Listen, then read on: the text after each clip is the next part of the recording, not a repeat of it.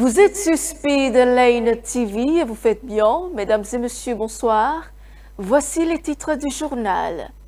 Après 24 mois de détention, Steve Amoussou a quitté la prison ce jeudi.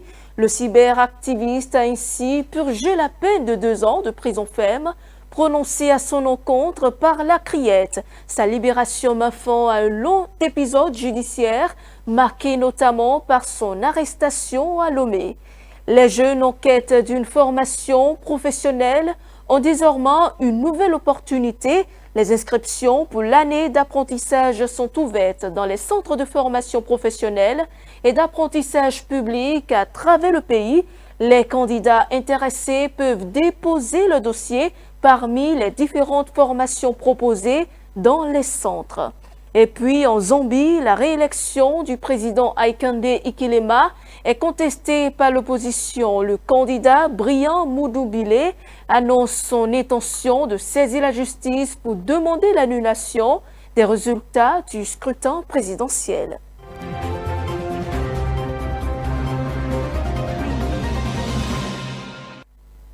Bienvenue à toutes et à tous. Nous ouvrons cette édition avec le dénouement d'une affaire qui avait suscité de nombreuses réactions au Bénin, celle de Steve Amoussou, connu sous le nom de Frère Rouvi. L'intéressé a recouvré sa liberté ce jeudi après avoir passé 2 années en détention. Âgé de 41 ans, Steve Amoussou avait été placé sous mandat de dépôt le 20 août 2024, quelques jours après son arrestation à Lomé.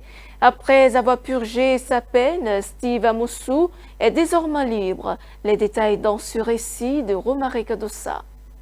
Steve Amoussou a recouvré sa liberté ce jeudi 20 août 2026 après avoir purgé l'intégralité de sa peine de 2 ans de prison ferme. Le cyberactiviste béninois, connu sous le pseudo Frère Rouvi, avait été condamné par la Cour de répression des infractions économiques et du terrorisme CRIET. Selon les informations rapportées par Bip Radio, sa libération intervient exactement 2 ans après son placement sous mandat de dépôt le 20 août 2024. Son interpellation, survenue quelques jours plus tôt à Lomé, au Togo, le 12 août 2024, avait suscité de nombreuses réactions et alimenté un vif débat au Bénin. À son arrivée au Bénin, Steve Amoussou avait été présenté au procureur spécial de la Criette avant d'être placé en détention. Le parquet spécial le poursuivait notamment pour harcèlement par voie électronique, initialement, et diffusion de fausses nouvelles, ainsi que provocation directe à la rébellion. La justice l'avait également présenté comme étant la personne derrière le pseudo Frère Rouvi, auteur de chroniques très critiques à l'égard du gouvernement de Patrice Talon, une attribution que l'intéressé a toujours contestée. Le 2 juin 2025, la Criette l'avait condamné en première instance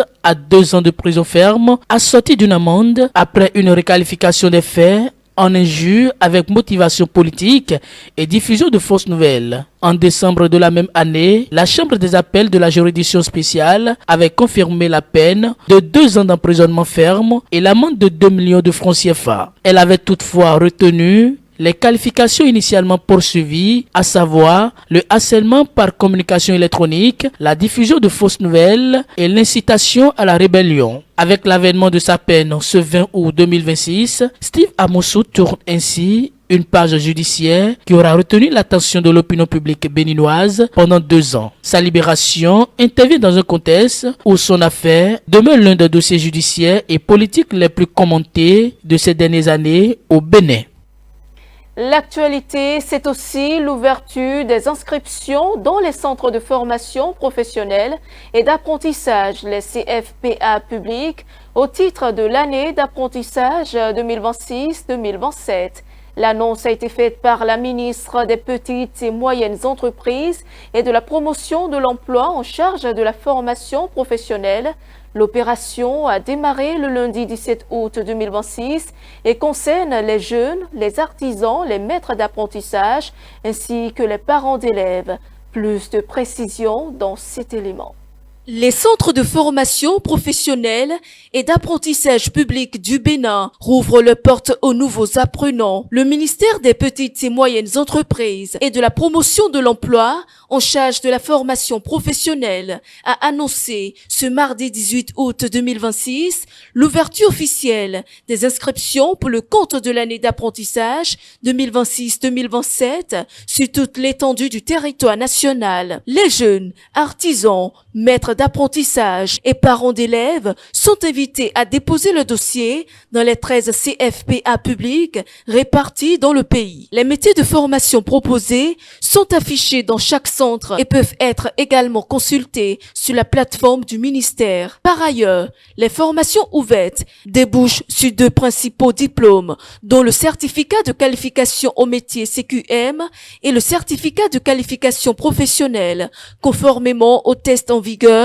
dans le sous-secteur. Pour le CQM, il faut être âgé d'au moins 14 ans au 31 décembre 2026 et être motivé à apprendre un métier en vue d'une insertion professionnelle durable. En ce qui concerne le CQP, les candidats doivent être déscolarisés, titulaires du CEP avec un niveau équivalent à la classe de 4e au minimum, âgés d'au moins 14 ans et réussi au test de sélection. Les inscriptions se font sur présentation d'un dossier comprenant une fiche d'inscription précisant le métier choisi, une copie de l'acte de naissance ou document équivalent ainsi qu'aux quittances de 1000 francs CFA relatives aux frais d'études de dossier. La date limite de réception des candidatures est impérativement fixée au vendredi 25 septembre 2026 à 17 h. La rentrée, quant à elle, est programmée pour le lundi 28 septembre 2026. Cap sur la culture, le Bénin célèbre une nouvelle distinction internationale pour l'une de ses grandes voix. Angélique Kidjo a désormais son étoile sur le prestigieux Hollywood Walk of Fame. L'artiste béninoise devient ainsi la première femme africaine à recevoir une étoile sur cette célèbre avenue. Au Bénin, cette consécration est accueillie avec enthousiasme. Dans le milieu artistique, les réactions sont nombreuses. Ses collègues saluent le talent, la détermination et la contribution d'Angélique Kidjo à la promotion de la culture africaine sur la scène internationale. Suivons les témoignages de ses pairs recueillis par nos confrères de Bénin TV. Angélique Kidjo, désormais étoile sur le Walk of Fame à Los Angeles. C'est un exploit qui est au-delà de l'entendement. Moi, je suis comme ça, quoi. Mes épaules ne peuvent plus descendre. Franchement, ça fait vraiment plaisir de savoir que désormais, l'histoire retiendra que la première femme africaine à avoir cette distinction reste Angélique Kidjo et elle est béninoise. La Maman Africa, pour moi, ne s'est jamais limitée à une seule manière de faire la musique. Elle a travaillé avec différentes générations, différents artistes, même Fanico, tout en restant Angélique Kidjo. Il faut approcher Angélique pour savoir qu'elle a gardé son cœur d'enfant. Et avoir un cœur d'enfant, c'est avoir l'humilité. Et cette humilité, je pense que ça a précédé sa gloire. Moi, je connais Angélique Kidjo à travers la description que ma mère m'a toujours faite d'elle, puisqu'elles étaient dans le même groupe au collège, les Sphinx. Ma mère, elle m'a toujours dit que Angélique, c'est une femme très déterminée. Quand elle est décidée à obtenir quelque chose, elle fait tout pour l'avoir. La vision qu'elle a eue depuis le départ, c'est de ne pas s'éloigner de son identité, de garder son identité, sa culture. Je dirais la chanson d'Angélique Kidjo qui m'a particulièrement marquée, c'est Jedo. Chaque fois que j'écoute cette chanson, je ressens quelque chose. Je ressens une sorte de connexion avec mes racines. Ma chanson préférée, c'est Agolo. C'est un classique et pour moi, c'est le genre de morceau qui traverse toutes les générations. Aduma duma duma aduma kekeke aduma duma duma aduma kekeke oh oh aduma kekeke aduma kekeke. Et donc depuis sa chanson, elle avait déjà commencé à pousser le cri d'alarme pour l'éveil de l'Afrique, pour l'éveil de la femme, pour l'éveil de la culture, tout simplement. Le travail acharné, l'authenticité et le fait de porter haut ses racines peuvent vraiment nous amener au sommet.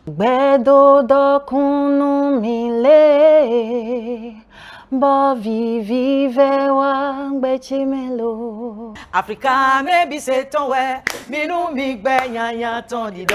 Chez maman, Africa, maman Afrique, chez maman, Africa. C'est ce que le monde va venir découvrir chez nous en fait. Donc on va pas ressembler à d'autres personnes, on va garder notre culture et aller gagner le monde.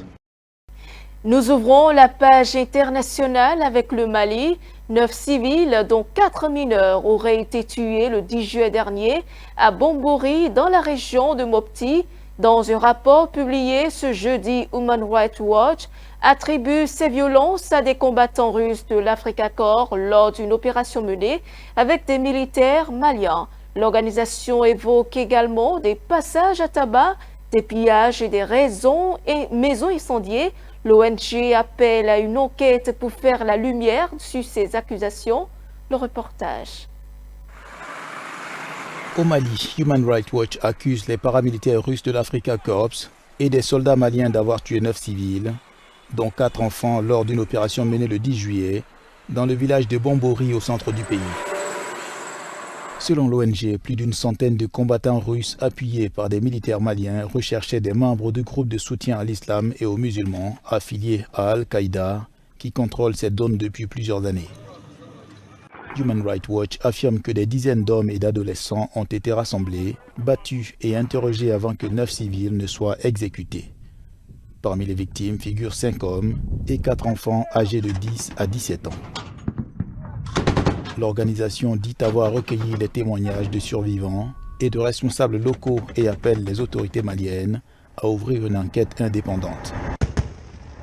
Depuis l'arrivée des militaires au pouvoir en 2020 et 2021, le Mali a renforcé sa coopération militaire avec la Russie, rompant progressivement avec son ancien partenaire français dans un contexte de lutte contre les groupes djihadistes.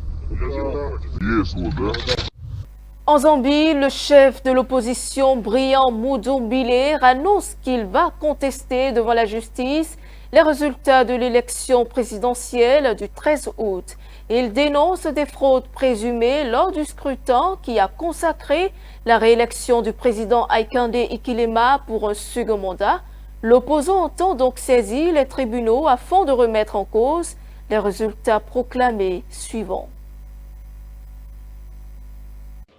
À peine annoncé, déjà contesté en Zambie, le leader de l'opposition, Brian Mudubile, ne reconnaît pas la victoire du président Hakainde Hichilema à l'élection présidentielle du 13 août et a annoncé mercredi qu'il allait déposer un recours. Déroulement du scrutin, dépouillement, transmission et proclamation des résultats, entre autres, des fraudes électorales dénoncées par Brian Mudubile. Selon les chiffres publiés mardi par la commission électorale, Hakainde Hichilema remporte la présidentielle avec environ 60% des voix. Brian Mudubile est crédité de 38%. Une mission électorale de l'Union européenne a fait part de ses inquiétudes en lien avec la transparence du scrutin. Elle souligne que de nombreux membres du personnel des bureaux de vote n'avaient pas consigné les résultats sur la feuille de dépouillement dès leur annonce, comme l'exige la réglementation, rapporte Reuters. L'élection présidentielle s'est déroulée dans un climat tendu. Au moins 11 personnes ont été arrêtées, dont des figures majeures de l'opposition. Le président de la FIFA, Gianni Infantino, pourrait faire face à une motion de censure. Selon des responsables proches du dossier cité par Reuters, 3 confédérations régionales de football envisagent cette procédure pour tenter de le destituer. Elle lui reproche notamment son projet visant à permettre à des investisseurs privés de prendre une participation dans la Coupe du Monde. C'est après moi. Les grandes fédérations régionales de football envisagent de présenter une motion de censure afin de destituer le président de la FIFA, Gianni Infantino. Ce choix intervient après la proposition de M. Infantino de vendre à des investisseurs privés une participation dans la Coupe du Monde. Des responsables proches des discussions ont révélé à nos confrères de Reuters que l'UEFA, la Confédération européenne, l'AFC, Confédération asiatique et la CONCACAF qui représente l'Amérique du Nord, l'Amérique centrale et les Caraïbes, envisage cette démarche, la première en 122 ans d'histoire de la FIFA. Le vote de défiance à l'encontre du président en exercice de l'organisation serait selon une source anonyme la seule solution pour lui faire abandonner son initiative. En vertu des statuts de l'organisation, le Conseil de la FIFA peut convoquer un congrès extraordinaire à tout moment, tandis qu'il est tenu de le faire si au moins 1/5 des 211 associations membres soumettent une demande écrite précisant les points qu'elles souhaitent voir figurer à l'ordre du jour. Un congrès extraordinaire doit alors être convoqué dans un délai de 3 mois. La FIFA n'a pas répondu à une demande de commentaire lorsqu'elle a été contactée par Reuters.